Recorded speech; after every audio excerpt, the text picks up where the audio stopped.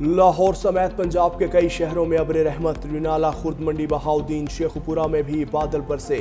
शेखुपुरा के इलाके मिर्जा विरका में बारिश के बाइस छत गिर गई।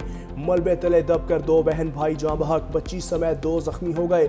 जख्मियों को अस्पताल मुंतकिल कर दिया।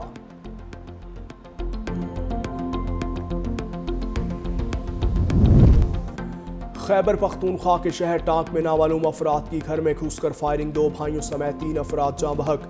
वाक़या गाँव मुलाजई में पेश आया। जाँ बहक अफराद की लाशें पोस्टमार्टम के लिए डिस्ट्रिक्ट अस्पताल मुंतकिल।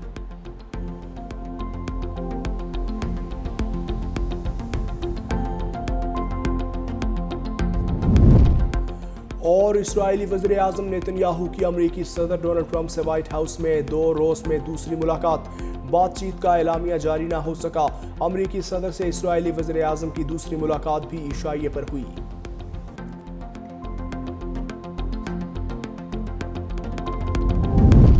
गवर्नर साहब, 5 दिन बाद जैवकुआ पर पहुंचने का शुक्रिया। तर्जमान सिंध हुकूमत सादिया जावेद का तंज, कहा इस वक्त सियासत नहीं दाद रसी की जरूरत है। ऐसा कोई वादा मत कीजिएगा जो पूरा ना कर सकें। कराची के लोग मुश्किल में थे, आपको फौरी कराची आना चाहिए था।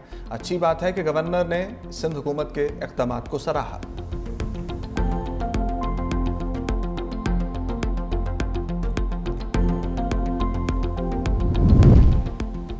लियारी में इमारत गिरने का सानिहा करप्शन, लालच और बेहिसी का नतीजा है। आबाद 700 दिनों में मखदूश इमारतों की तामीर नौ के लिए तैयार है। बिल्डर्स तंजीम आबाद के चेयरमैन मोहम्मद हसन बख्शी की प्रेस कॉन्फ्रेंस, कहा लियारी में इमारत गिरने का सानिहा करप्शन, लालच और बेहिसी का नतीजा है। सिंध हुकूमत ने आज तक कोई मौसर कानून साजी नहीं की। सीनियर नायब चेयरमैन सैयद अफजल हमीद ने कहा कि लियारी वाक़े के मकाम पर इंतजामिया की कोई नुमाइंदगी नहीं थी। जाए हादसा पर गफलत खुलेआम नजर आई। रावलपिंडी में भी 86 बोसीदा खस्ताहाल इमारतें खतरनाक करार। बोसीदा इमारतें भावड़ा बाजार, लंडा बाजार, सैदपुरी गेट, राजा बाजार, मोची बाजार, डूंगी खुई और दीगर इलाकों में मौजूद। मेट्रोपॉलिटन कॉरपोरेशन रावलपिंडी का खतरनाक इमारतों को फौरी खाली कराने का हुक्म। मालिकान को इनखला के नोटिस जारी। मूसलाधार बारिश के बायस बोसीदा इमारतें किसी बड़े सानहे का सबब बन सकती हैं। मालिकान 15 दिन में या तो इमारत की मरम्मत करवाएं या मखदूश हिस्सा गिरा दें, वरना कार्रवाई होगी।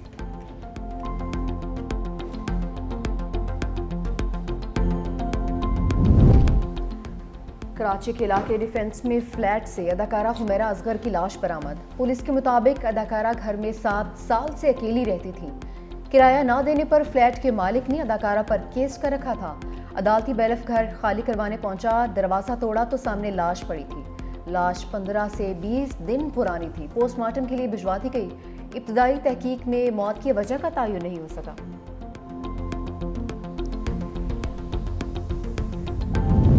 फैसलाबाद के इलाके सरहाली में साइबर क्राइम की कार्रवाई। साबिक चेयरमैन फेस्को के डेरे से 70 गैर मुल्की बाशिंदों समेत 100 से ज्यादा अफराद हिरासत में ले लिए।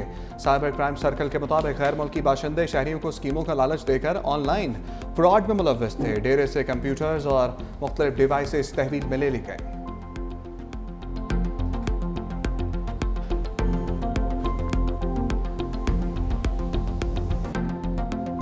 जो है इन्वेंट हो गया और उसके पीछे एक एस्टेब्लिशमेंट थी जिसमें जुडिशियल एस्टेब्लिशमेंट और मिलिट्री एस्टेब्लिशमेंट ने मिलकर मियां नवाज शरीफ को घर भेज दिया, उनके खिलाफ केस बनाए, उनको कैद कर। ये मिलिट्री एस्टेब्लिशमेंट और सिविलियन एस्टेब्लिशमेंट इस मुल्क को जो है मिलके इस सारे बहरान से बाहर निकाल रही हैं, जहां पे सारी चीजें मफकूद हों, जो नॉन एग्जिस्टेंट हों। आप कहते हैं मियां नवाज शरीफ इंटरवीन करें, बस बताएं ना, जरूर हो, लेकिन कहीं पे किसके साथ इंटरवीन करें? इन लोगों के साथ।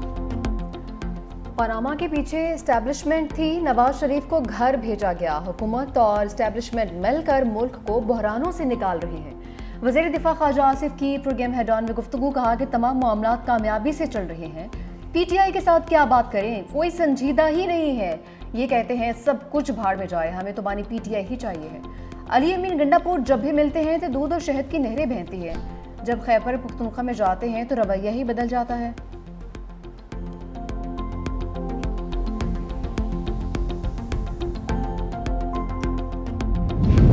बानी पीटीआई और बुशरा बीबी की 190 मिलियन पाउंड केस की जल्द समाअत की दरखास्तें इस्लामाबाद हाईकोर्ट में दायर।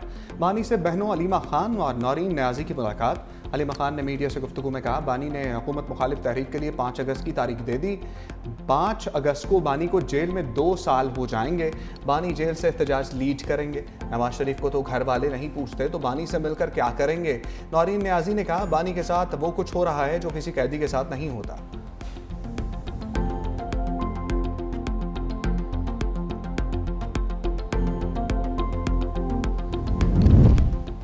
सारा टब्बर बानी पीटीआई से मुलाकात करता है और हुक्म करें क्या करें। वज़ीर इत्तलात पंजाब अस्मा बुखारी का अलीमा खान के बयान पर रद्द-ए-अमल। कहा, मतलब क्या जेल में एक जलसे का इंतजाम कर दें जिसमें बानी पीटीआई जेल से कैदियों से खिताब फरमा सकें। पंजाब में अब कानून सबके लिए बराबर है। लाहौर ट्रैफिक पुलिस ने वज़ीर आला पंजाब की बेटी का चालान करके कानून की हुक्मरानी का सबूत दिया है।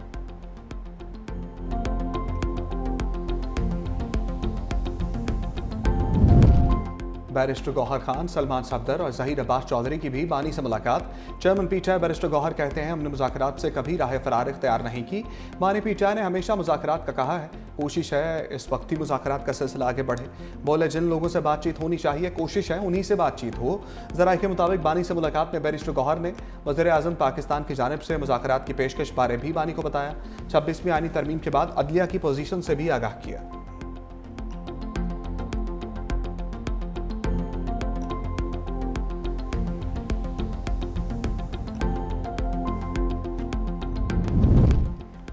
पेशावर हाईकोर्ट ने इलेक्शन कमीशन के खवातीन और अक़लियत से मुतालिक दोनों एलामिये कलअदम करार दे दिए। मुस्लिम लीग नून की जानिब से मखसूस नशिस्तों से मुतालिक दायर दरख्वास्त पर महफूज फैसला जारी कर दिया।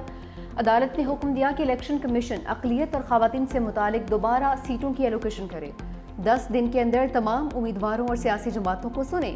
इलेक्शन कमीशन के फैसले तक मखसूस सीटों पर हल्फ ना लिया जाए।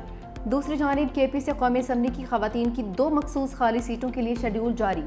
कागजात नामजदगी जमा करवाने का सिलसिला कल से शुरू होगा, जो 10 जुलाई तक जारी रहेगा। 24 जुलाई को उम्मीदवारों की हतमी फहरिस्त जारी की जाएगी।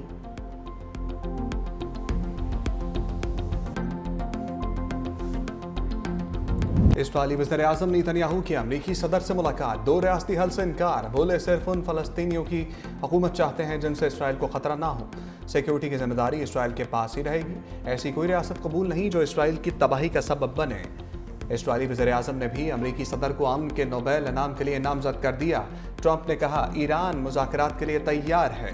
ईरानी एटमी तंसीबात को मुकम्मल तबाह कर दिया है। उम्मीद है ईरान पर एक और हमला नहीं करना पड़ेगा। हमने पाकिस्तान और भारत की जंग रुकवाई। दुनिया में जंगें रुकवाने की मुसलसल कोशिशें कर रहा हूँ। यूक्रेन जंग ना रोकने पर रूसी सदर से नाखुश हूँ।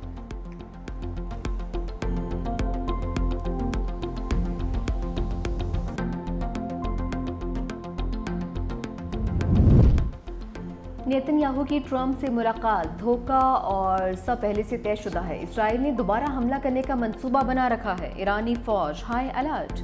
ईरानी टीवी का इस हवाले से कहना है कि सदर ट्रंप दोबारा हमले के मामले पर इसराइल के साथ हैं। ईरानी फौज के तर्जुमान कहते हैं, इसराइल ने हमला किया तो जवाबी कार्रवाई पहले से ज्यादा सख्त होगी। ईरानी सुप्रीम लीडर की मुशीर जनरल याहिया रहीम सफ़ी के मुताबिक खुफिया जगहों पर हजारों मिसाइल और ड्रोन्स दिफा के लिए मौजूद हैं।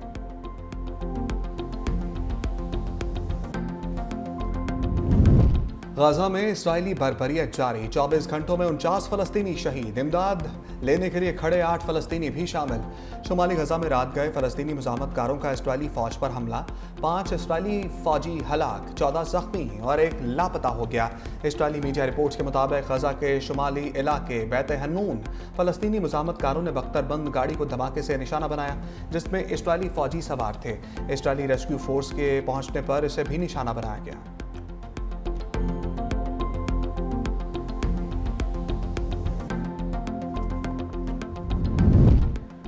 गजा में जंगबंदी के लिए कोशिशें। दोहा में हमास और इसराइल के दरमियान मुज़ाकरात का तीसरा दौर भी बेनतीजा खत्म। कोई पेशरफ्त नहीं हो सकी।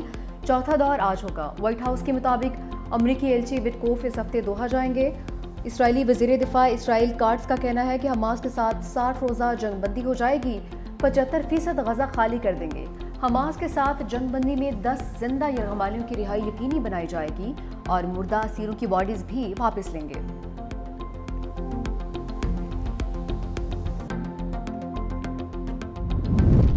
बरतानिया की फ़लस्तीनियों को ज़बरदस्ती बेदखल करने की मंसूबे की मुखालफत। बरतानवी वज़ीर ख़ारजा डेविड नैमी ने कहा कि इस्राएली वज़ीर दिफ़ा के 6 लाख फ़लस्तीनियों को रफ़ा मुंतकिल करने का मंसूबा कबूल नहीं। इस तरह के बयानात जंग बंदी की राह में रुकावट हैं। हमास और इसराइल के दरमियान जंग बंदी पर इत्तफाक न हुआ तो इसराइल के खिलाफ इक़दामात किए जाएंगे।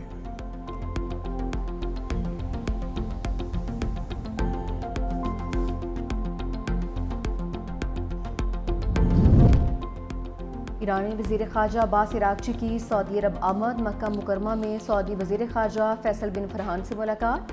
खित्ते की ताज़ा तरीन सूरत हाल और अमन व अमान के लिए की जाने वाली कोशिशों पर तबादला ख्याल। मुलाकात में इसराइल के ईरान पर किए गए हमलों पर भी बातचीत की गई।